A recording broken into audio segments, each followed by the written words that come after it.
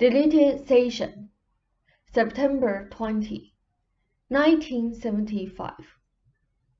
Now, good evening. You live in a safe universe. When you realize this emotionally, then there is no need for defenses against portions of yourself or against the world. You make your own private reality, and in a marriage relationship, you form a joint reality. There is nothing physically wrong with you, and yet you have been feeling distress. You have been experiencing this disquiet just as Robert has begun to show some steady signs of improvement. To some extent, Robert's symptoms served to keep the unsafe world at bay, while this was his private construction. You also took advantage of it, in that at least it served certain purposes. That wall is being broken down. It is no longer reliable. In any joint reality, purposes mix and merge. You would not have a wife who had Robert's particular kind of symptoms unless for your own reasons they served your ends as well, though, of course, to a lesser extent, by far, than they served Robert's purposes. I said once that when an alcoholic tries to stop drinking, there can be repercussions from beloved ones, who are conditioned to the old situation. To some extent, at least, that is happening with you.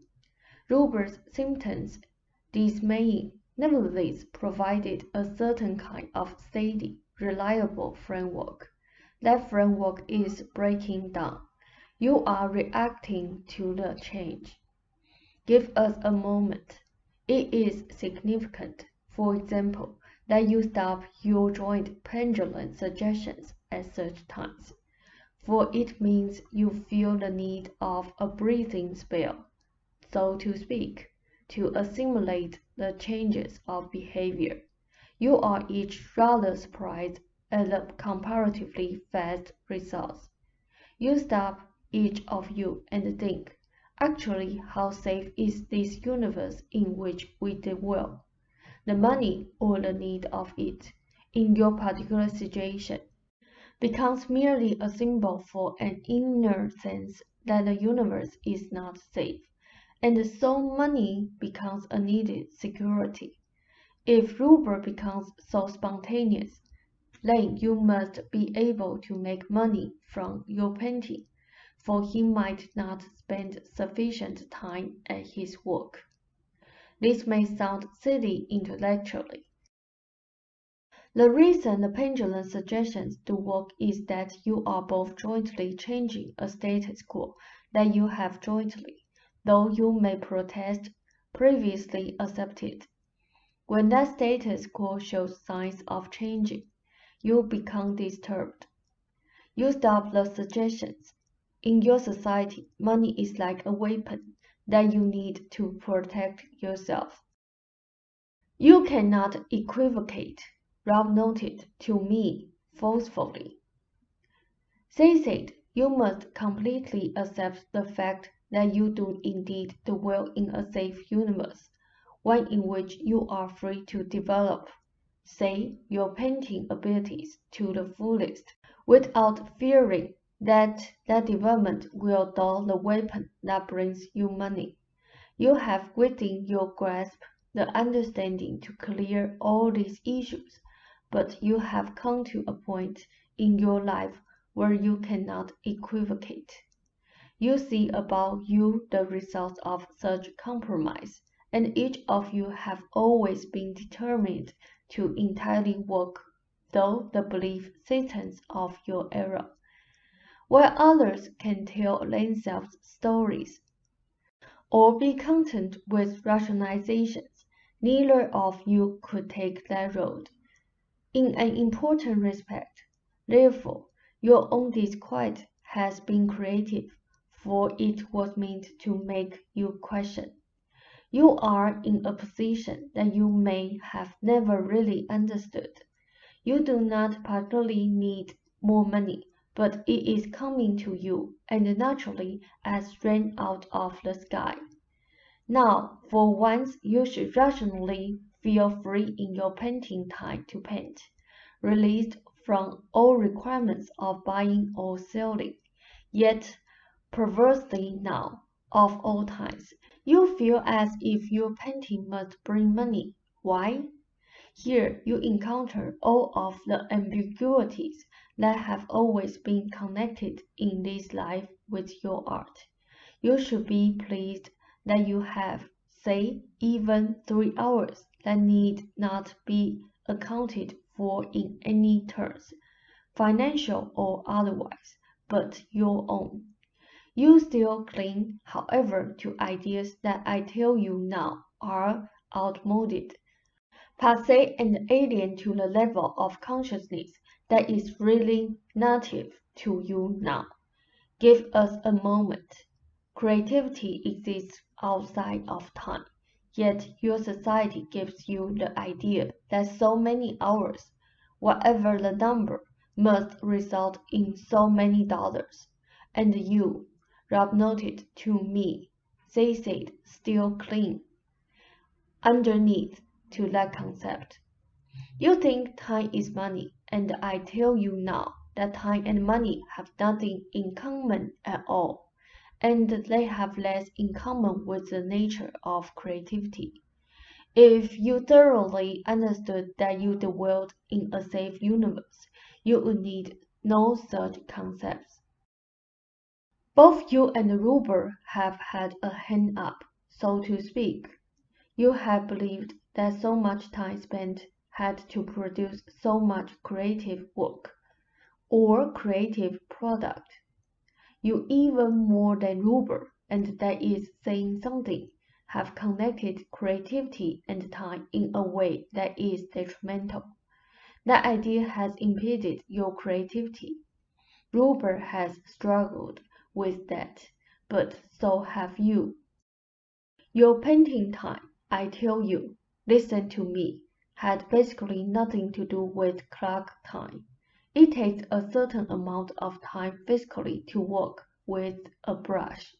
Beyond that, the inspiration of your soul can speak in 3 minutes and give you the inspirations of a lifetime. Rob noted loudly.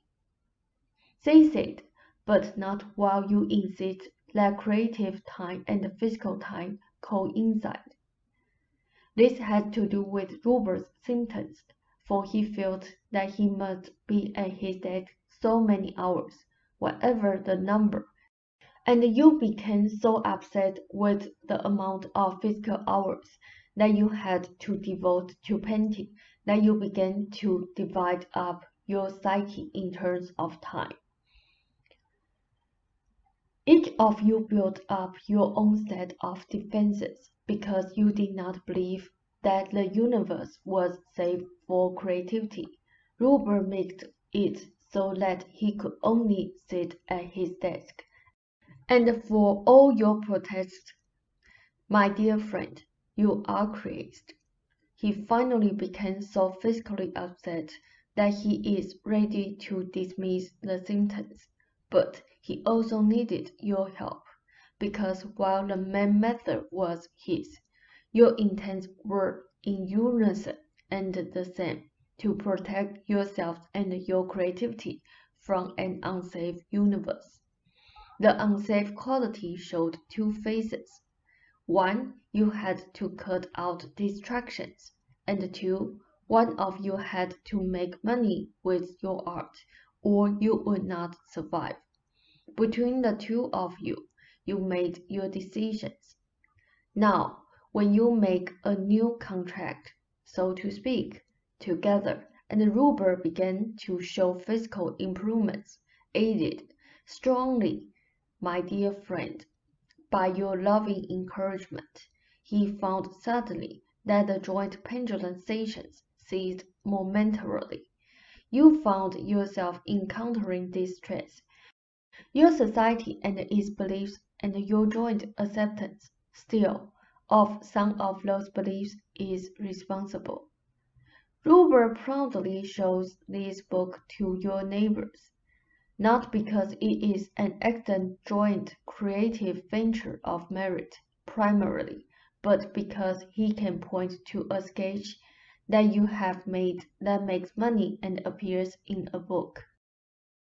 The male is making dull, passé ideas that do not belong with the level of awareness that you are achieving. Give us a moment. Raise your hand. Your ideas of time jointly and individually have hampered your creativity. There seems to be a dilemma in terms of time. You can give only so many hours to my book and so many hours to your painting.